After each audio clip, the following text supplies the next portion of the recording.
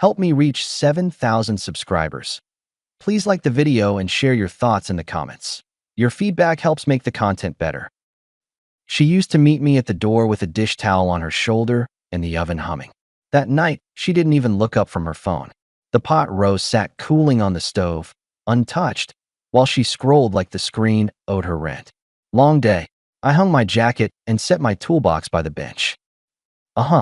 She slid the phone face down. Don't wait up. Girls' night. On a Tuesday? Calendar police now. I poured water, watched the steam crawl up the glass, and let the first flag plant itself. If I'd known where that road was headed, I would have turned off right then. She grabbed her small crossbody and breezed past me, perfume hanging in the doorway like an alibi. I stepped aside and kept my voice level. Text when you're heading back. Don't be dramatic, Ethan. It's wine and gossip. Text anyway. She rolled her eyes, kissed the air somewhere near my cheek, and vanished. I ate alone, rinsed her cold pot roast down the sink, and put her plate back in the cabinet. By 10 she hadn't checked in. At midnight I knocked on the bedroom wall just to hear something answer. Nothing did. The next evening, I came home early and cooked. Simple, skillet chicken, broccoli, a starch. When she walked in, I pulled out her chair. Hi, stranger. She sniffed the air. Nice. The bag dropped. I'm starving. Can't stay long, though. Emily needs me. 2 girls' nights in a row. Emily must be running for office. That's supposed to be funny? It's supposed to be precise. We ate. Forks and plates spoke more than we did. When she pushed back her chair, I wiped my hands. Before you head out, I need your share of the mortgage and utilities for this month. I kept my tone even. We'll start splitting everything 50-50 going forward. I'll draft a simple budget. Joint card goes inactive Friday. Her head tilted, the kind of tilt you give a toddler mispronouncing words. Since when? Since we're living like roommates on alternating shifts. Roommates pay their part. I'm not mad. I'm adapting. Adapt somewhere else. You make more. You always said. I said I'd carry more when we were building the same house. Different story if I'm eating alone and you're a phantom. So now you're punishing me. It's not punishment. It's policy. She laughed once, sharp. You're ridiculous. I wasn't. I moved our joint card to my wallet, set my own credit card on the table for groceries, then slid it back in. Rent's due on the 1st. Your half is $1,900. Utilities will tally monthly. She pushed her chair in without saying thank you or goodbye. The door clicked.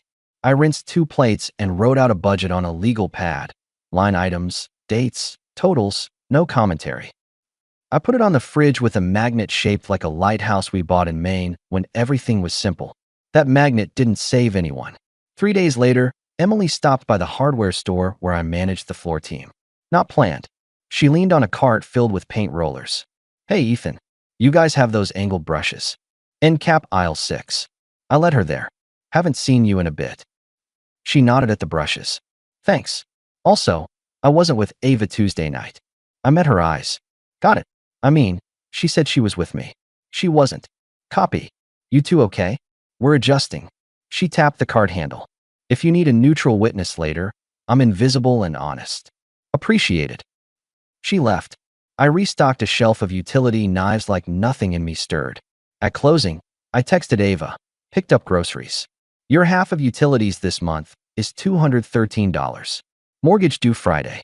I'll transfer you the spreadsheet. She responded with 3 laughing emojis and a selfie with a cousin I'd met once at a 4th of July cookout. A caption, family night. Don't wait up. 2 nights after that, she came home at an hour that didn't belong to either of us. She tossed her heels in the hallway, grabbed a yogurt, and ate it standing at the sink. I put down my book. How's Emily? Fine. Your cousin look good? She froze. You going through my phone now? I'm reading the captions you send me. It's a joke. I'm not laughing. She shrugged and let the spoon clatter in the sink. You should try it. Mortgage is due in the morning. She waved a hand, already walking out. I'll zell you when I get paid. You were paid last Friday. She didn't answer. The next afternoon, I put the joint card on the counter. Goes off today at 5. And I go off now. She snatched it, held it to the light like it was counterfeit, then dropped it in my palm. You want to keep score? Fine. Keep score. I'm keeping accounts, I said. Her mouth curved. Cute wordplay for control. Control is when someone disappears 5 nights a week and expects the lights to stay on. This is me turning on one light and leaving the room. She ghosted again. That night, she sent a photo of cocktails with a caption, "Girls' night." Actual girls this time. I locked the front door at 10 and put the chain on. At midnight, my phone buzzed. Unlock the door, Ethan. No reply. She tried the knob, then the bell. I opened, chain still in. Remove the chain. I'm sleeping. She leaned into the gap. Are you trying to embarrass me in front of the Uber driver? You're doing fine on your own. I slid the chain. Bedrooms to your left. Rinse on the fridge. She stomped past me like I was a coat rack. I went back to bed and fell asleep hard and guilt-free. Saturday morning, she flipped pancakes. That was new. She wore a t-shirt, hair tied up, no performance, just quiet. She slipped a plate in front of me. 2 pancakes, berries, maple syrup warmed in a mug. I owe you $1,900, she said. I'll send it Monday. Good. I've been out a lot. Work's been heavy. I needed some space. You already have a whole side of the bed. I'm trying here. I see the pancakes. She poured coffee, sat across from me, and touched the back of my hand. Let's reset, she said. I like clear rules more than resets. I'll be home tonight. We can watch something. I'll even let you pick. You never let me pick. She half smiled. Then I'll tolerate your taste. Progress. We did watch a movie that night. She put her legs over mine, asked about my day, traced a finger from my knee to my ankle, then asleep by 10 on my shoulder. It was almost enough to blind a man till last week. Sunday afternoon, her phone lit up on the coffee table while she was in the shower. I didn't touch it. I don't need to. The preview line was enough. Ben, you coming by later or not? I took my keys and went for a drive, put windshield distance between me and the apartment. I circled the lake, bought a coffee in a paper cup, sat on a bench where kids threw bread at ducks. Options line up clean when you stop pretending. When I got back, she was on the couch, hair still damp, scrolling again. You went out. Drove. For what? Breathing. You could have told me. You could have told me. She didn't ask what. She just looked past me to the TV and asked if I wanted to go to her sister's next weekend. I told her I already had plans. The guys from work were redoing a buddy's deck, and I'd promised to bring the miter saw. She pouted like a teenager denied car keys. You don't even like them that much. I like honoring what I say I'll do. Monday bled into Tuesday. At lunch, my project manager, Maya, leaned an elbow on my desk. You look like a man reading fine print. I'm reading texts. You want a friend's 2 cents? Depends what currency. Boundaries, she said. Set them, then don't write apology notes about the pen you used. Already done. Good. Also, there's a rumor rolling in from the social circle that you're the controlling one. Thought you'd want a heads up. From who? From who doesn't matter. What matters is I don't buy it, because the last 4 purchase orders say you carried 2 teams and didn't complain. Thanks.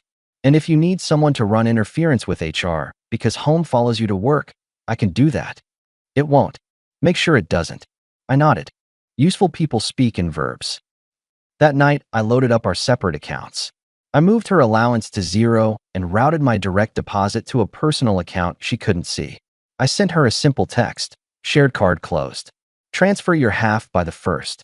If not, I'll rent the 2nd bedroom month to month. No threat. Terms.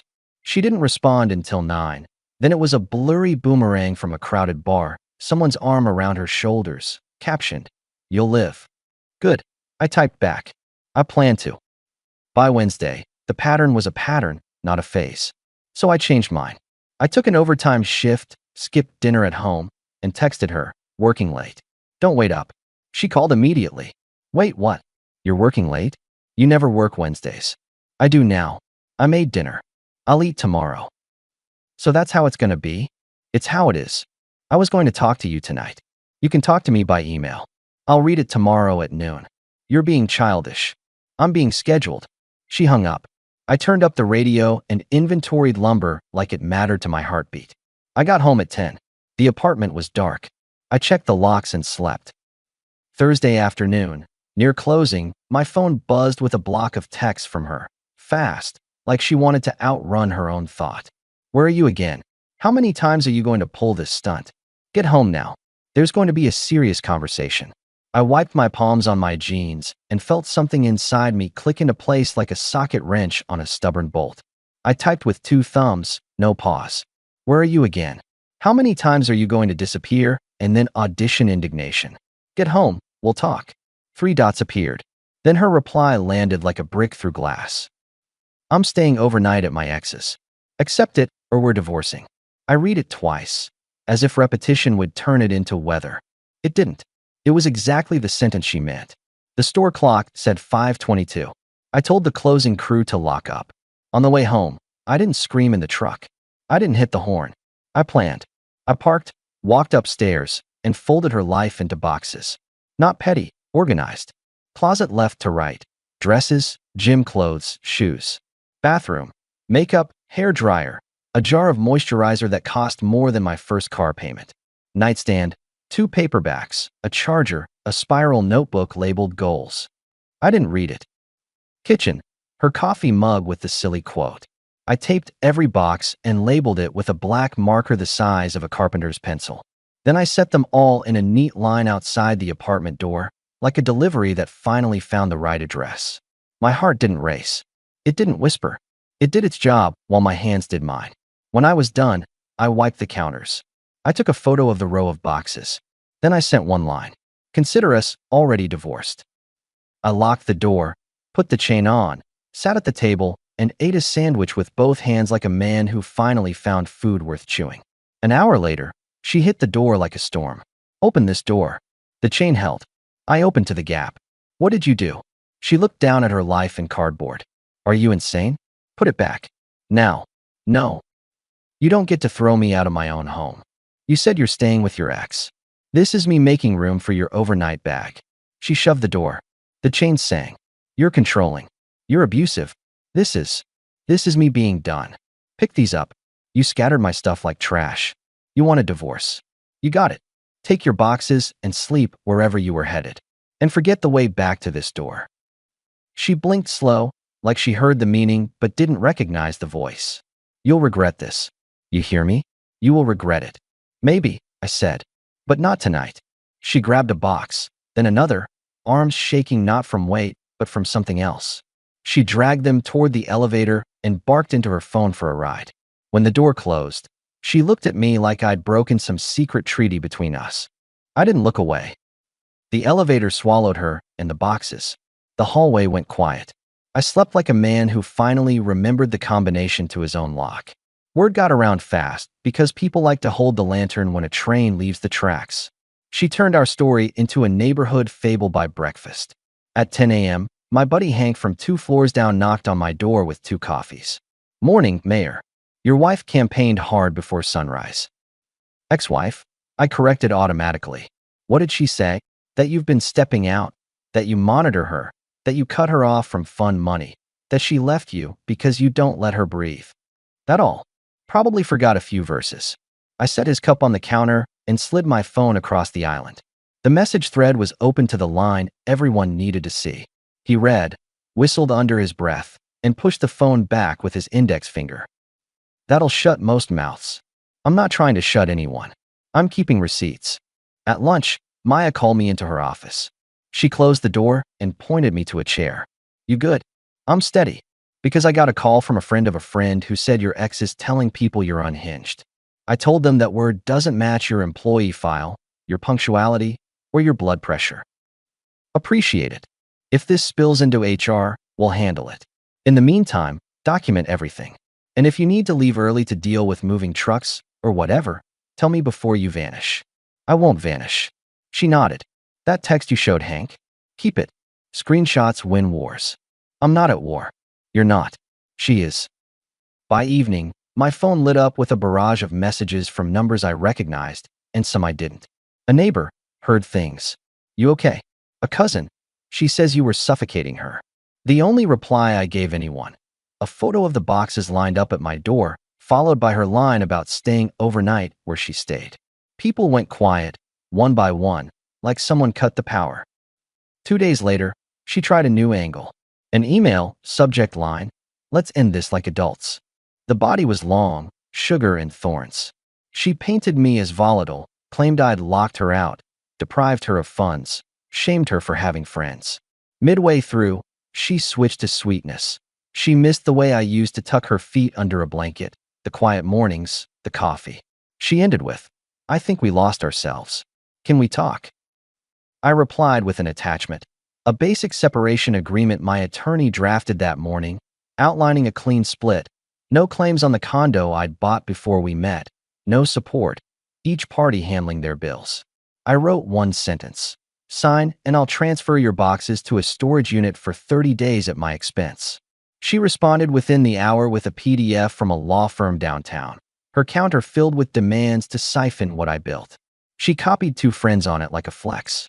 She wrote, "We can do this the hard way." My lawyer, Ron, is short, lethal with commas, and allergic to drama. He reviewed, smirked, and sent a crisp reply. "No," then attached screenshots of the message where she announced her overnight plans and the budget sheet I'd sent weeks earlier.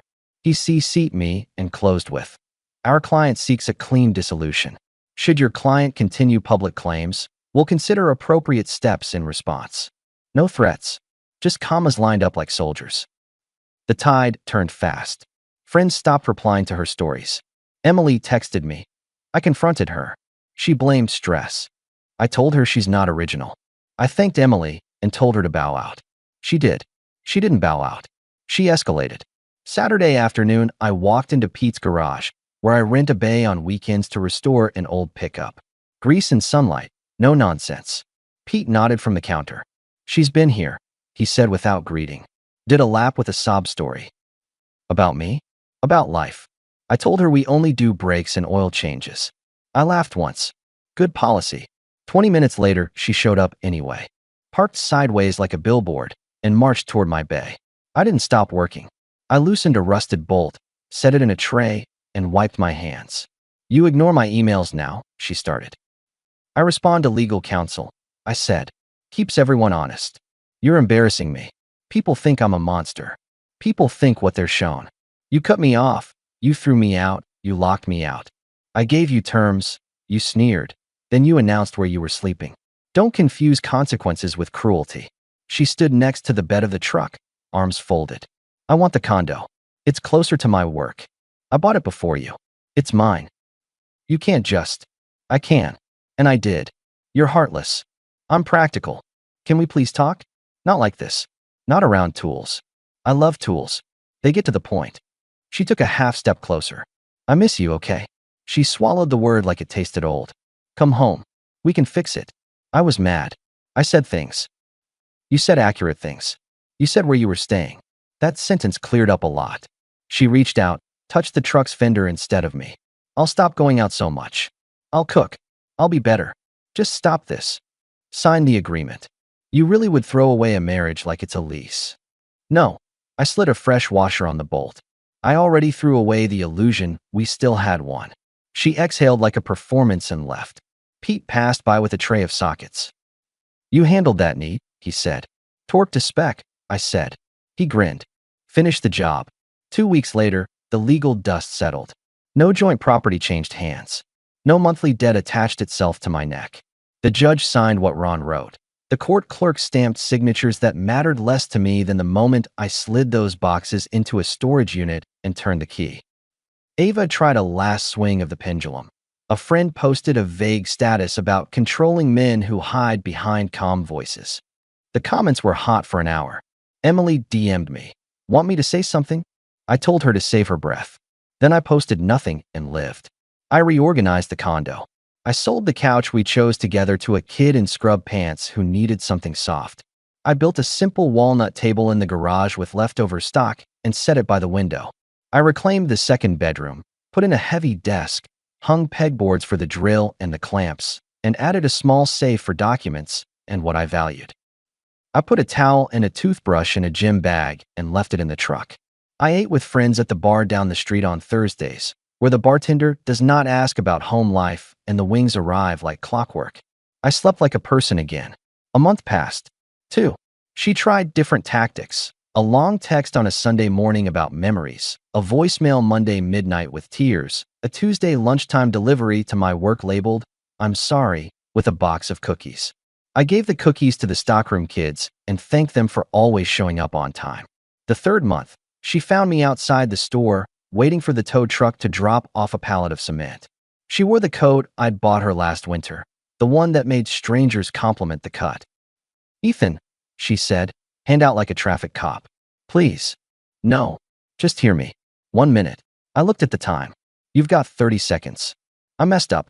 I ran. I believed I could do whatever I wanted and you would spend your life making room. You stopped. It scared me. I told myself I hated you for it. I don't. I'm sorry. I want to try again. I can change. I'll stop with the late nights." I deleted numbers. I meant what I said at Pete's. I miss us. "You missed the version where I subsidize your story. That's not fair." "It's accurate." She stepped closer. "I know you still love me." I stared past her at a pickup parking too close to the curb. "That's your problem. You think love is a leash. It's not. It's a choice." I made mine.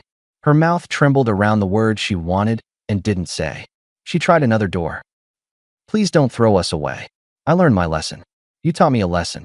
See, it worked. I wasn't teaching. I was leaving. You laugh at me now." Her eyes sharpened as she heard her own sentence. "Is that what I am to you? A joke?" I did laugh then, short, honest. "No. You're a reminder to read the signs." She looked like she might slap the air, then dropped her hand and backed away. "You'll be lonely. I'll be fine." "You think the next woman won't have flaws?" "She will. The difference is, I screen for respect now. It's my best filter. You'll regret." "Save the line. You used it already." She spun, walked to her car, and drove off too fast. The tow truck arrived. I signed for the pallet. Work moved. So did I. 3 months turned into 4. In that time, I finished the truck. I drove it east at dawn on a Saturday, parked by the farmer's market, and bought too many tomatoes. I picked up a second-hand bike and took it on the river trail, legs burning in a way that reminded me I was made of more than reactions. I hosted poker nights with guys who show up with their own chips and don't ask prying questions. I turned down a date once, then said yes to another a week later. Someone who likes early breakfasts and doesn't pick at the check like it owes her apology. We take it slow. She drops off pie on Sundays and lets herself be asked, not assumed. Word back from the same small-town channels said Ava moved 3 times in as many months. Friends invited her and then uninvited her. The cousin she posted with stopped answering. The ex quit replying when she asked to borrow his couch again. She told someone I'd crafted a narrative and weaponized receipts. They told her to stop performing and start accepting. She unfollowed half the list. People forget you if you make it easy. I passed her once at the supermarket. She was in the next aisle, reaching for cereal. She saw me and hesitated, box in hand, then pretended to consider the nutrition label. I nodded once and turned my cart down another lane. No scene. No words. I don't owe her a trilogy or a sequel. On a mild Friday, I took the truck out to the lake with Hank. We tossed a line in the water and let silence be the main conversation. He tapped the side of the cooler. "You did it right," he said. "How's that?" "No screaming. No begging. You closed a door and you opened your life. That's what men are supposed to do when respect leaves the building. High praise. Don't get used to it." We laughed and watched the float shift with the wind. Later, I grilled steaks on the back porch I built with my own hands. My new table looked good under evening light. Music played low. I heard my phone buzz once on the counter and didn't check it. It can wait. Most things can, when you're not trying to fix someone else's storm. Before bed, I stood at the window and watched the street. A couple walked their dog, quiet and easy. Somewhere downstairs a TV had the game on. Upstairs, no stories were being invented about me. No emergency was about to knock. My house looked like a place you could enter without tiptoeing around a queen with a fragile crown. I lay down, set my alarm, and slept. Not because I was lucky, not because I was stronger than anyone else, but because I finally did the simple work. I set a line, I stood by it, and when it was crossed, I walked. There's closing a door with a slam, and there's closing it with a turn knob and a click. I picked the click, and it was loud enough.